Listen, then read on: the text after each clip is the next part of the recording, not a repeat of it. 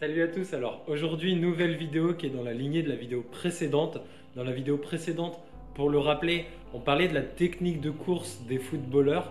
Donc d'abord on définissait ce qu'était une bonne technique et après on s'est arrêté sur la technique de course de plusieurs footballeurs pour voir ce qui pouvait aller ou ce qui pouvait ne pas aller. On a vu qu'il y a de nombreux détails qui font qu'une technique de course est bonne: le placement de la tête, l'utilisation des bras, la foulée, la solidité du pied, parce que si votre pied n'est pas armé, votre technique n'est peut-être pas aussi bonne, le déhanché de vos épaules et tout un tas de choses. En fait, la technique de course, c'est un tas d'éléments qui font qu'on court bien. Et ces éléments peuvent être différents selon les personnes. Parce que si vous faites 2 mètres et si vous faites 1,65 m, vous ne faites pas le même poids déjà, enfin en tout cas je pense, et vous n'avez pas la même technique de course parce que vous n'avez pas les mêmes pieds, pas le même poids, pas la même taille, pas forcément la même répartition entre vos membres et ainsi de suite.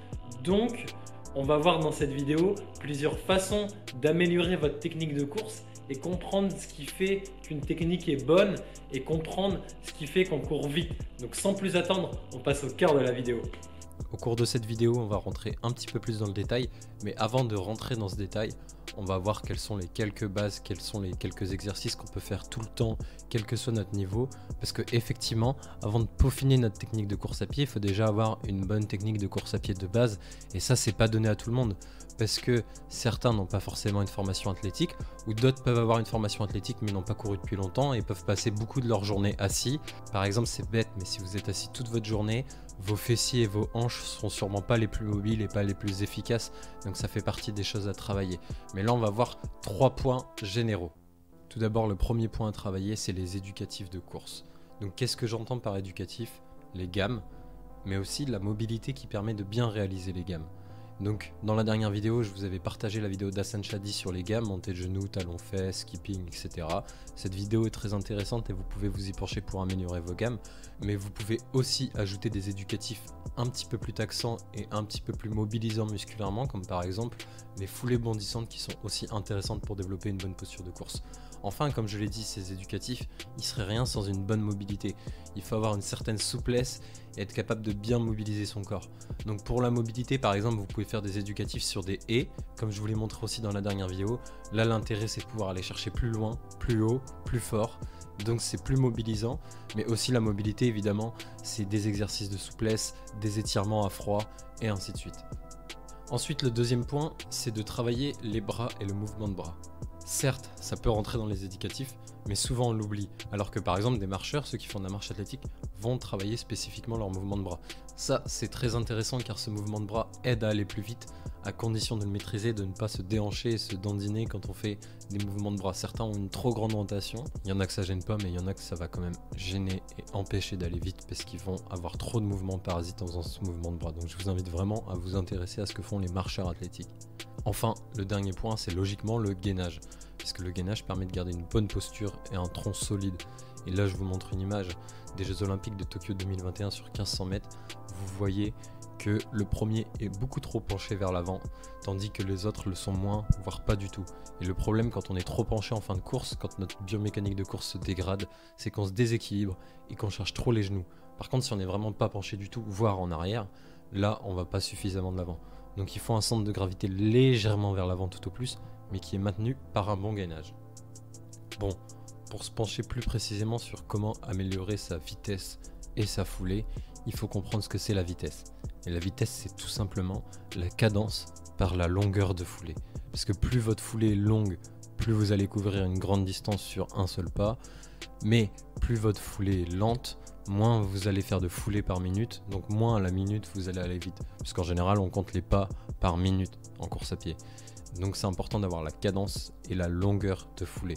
Donc, si vous voulez courir plus vite et améliorer votre foulée, il faut améliorer l'un des deux ou les deux facteurs. Et donc, évidemment, travailler les bras, le gainage, les gammes, la mobilité, ça permet d'avoir une meilleure cadence, une meilleure foulée. Mais là, on va rentrer un petit peu plus dans le détail et je vais vous donner quelques exercices pour améliorer votre cadence et quelques exercices pour améliorer votre longueur de foulée. Tout d'abord, la cadence. Je vais vous donner 2 raisons d'améliorer sa cadence, au-delà tout simplement du fait d'améliorer sa vitesse. Premièrement, améliorer sa cadence, c'est réduire le risque de blessure. Parce que quand on a une cadence très faible, c'est-à-dire qu'on envoie vraiment la foulée loin, et on atterrit plus souvent sur le talon parce qu'en fait on maîtrise pas bien sa foulée et on n'a pas un bon centre de gravité, donc on charge plus les genoux, on charge plus les hanches et on augmente le risque de blessure. Alors que quand la cadence augmente, il y a plus de pas, mais chaque pas est plus léger, l'impact est limité, donc améliorer sa cadence, c'est réduire son risque de blessure. Mais améliorer sa cadence, c'est aussi améliorer son économie de course. En effet, en général, quand il y a plus de cadence, il y a moins de verticalité et il y a moins de rebond de la foulée. C'est-à-dire qu'on va moins vers le haut, mais on va plus vers l'avant. Maintenant, je vais vous recommander 5 méthodes simples pour améliorer votre cadence. Il y en a d'autres, il y en a des plus complexes, mais on va s'arrêter sur les méthodes les plus simples. Tout d'abord, la première méthode, c'est tout simplement de faire des cotes, quel que soit le rythme et quelle que soit la longueur.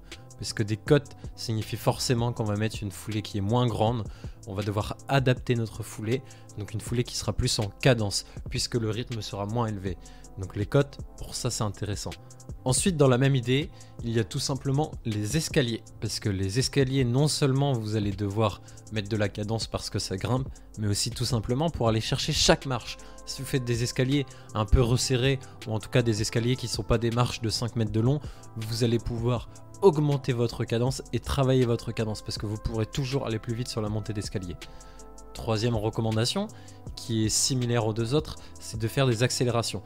Tout simplement d'accélérer sur le plat en veillant à chercher à avoir une bonne cadence.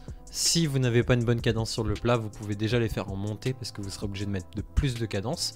Mais les accélérations sont aussi intéressantes pour travailler sa posture, sa cadence et ainsi de suite. Après, la quatrième méthode, c'est pour ceux qui ont des montres qui sont dotées de cet accessoire-là, c'est d'avoir un métronome tout simplement. Donc la cadence idéale, on dit souvent que c'est 180 pas par minute, ça peut être un petit peu moins si on fait une course tranquille, mais c'est en général bien plus élevé si on fait une course qui est rapide. Donc à vous de voir comment vous le réglez selon votre cadence de base et selon aussi ce que vous cherchez à développer. Vous pouvez aussi utiliser une musique si vous n'avez pas de métronome sur votre montre. Vous prenez une musique qui a tel nombre de battements par minute et vous l'écoutez tout simplement. Enfin, la cinquième méthode, c'est de faire des exercices avec des plots et des échelles pour varier la longueur de votre foulée et pour aller chercher soit une foulée qui peut être plus longue, mais c'est pas ce qui nous intéresse ici, soit une foulée qui peut être plus en cadence. Et ça, c'est ce qui nous intéresse ici. Mais bon, la cadence, bien évidemment, ça peut pas s'améliorer éternellement, donc il faut aller chercher d'autres paramètres pour améliorer sa vitesse, et c'est là qu'on parle de la longueur de foulée. Et la longueur de foulée, elle est déterminée par deux choses importantes. Tout simplement, aujourd'hui, quand on est assis toute la journée à un bureau, notre hanche n'est pas mobilisée, nos fessiers sont posés, donc notre mécanique de course sera pas bonne. On ira beaucoup plus sur le talon, parce qu'on sera pas capable d'envoyer notre hanche très loin, et on sera pas capable d'utiliser notre pied correctement. Et donc ça, c'est important. Il faut vraiment travailler la mobilité des fléchisseurs de hanches. Donc là, il y a plusieurs façons de travailler ça. En termes de renforcement musculaire, je recommanderais bien évidemment le squat bulgare, qui est le positionnement idéal pour améliorer sa mobilité des hanches et ses fessiers en même temps.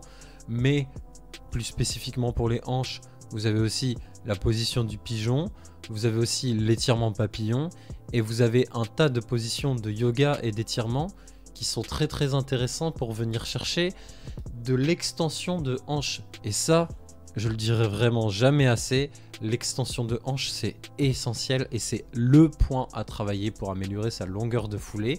Et vous pouvez également faire attention au positionnement de votre bassin et de vos hanches. En effet, selon le positionnement de ces derniers, vous allez peut-être être moins capable d'aller chercher devant et derrière. Donc ça, c'est aussi important à prendre en compte.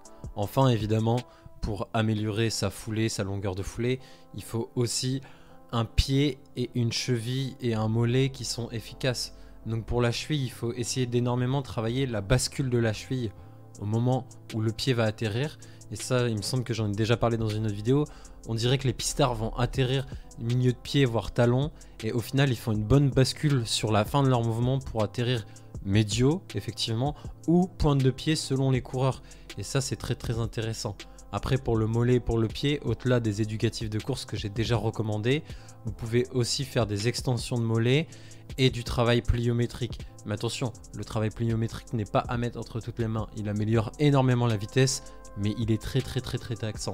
Vraiment à ne pas mettre entre toutes les mains. Enfin, évidemment, tout simplement, pour améliorer sa longueur de foulée, sa cadence, il faut rester détendu quand on court. Il ne faut pas courir tout crispé. Je sais que c'est plus facile à dire qu'à faire, mais il faut être capable d'être détendu, d'être souple. Et là, c'est aussi par exemple intéressant d'aller faire des accélérations ou d'aller faire l'exercice où on modifie sa longueur et sa cadence avec des plots ou avec l'échelle, parce que ça permet de varier les situations et d'être détendu dans le plus de situations possible. Maintenant que cette vidéo touche à sa fin, on va voir les quelques points qui sont importants pour améliorer sa vitesse et sa foulée. Tout d'abord, il faut avoir une posture détendue, légèrement vers l'avant mais pas excessivement. Il faut une bonne stabilité du corps, c'est-à-dire un bon gainage, et ça fait partie de la posture détendue finalement, même si on peut avoir une posture détendue en courant totalement écrasé. Ensuite, il y a 2 points qui sont prioritaires à améliorer, la cadence et la longueur de foulée. Donc la cadence, ça sera principalement par des exercices divers, et la longueur de foulée, certes également, mais il faut retenir que la longueur de foulée dépend énormément de la mobilité de la hanche. Donc la mobilité de la hanche, ça doit être le cœur de votre amélioration. Donc voilà tout pour cette vidéo. On se dit à très vite pour une nouvelle vidéo. Tchuss!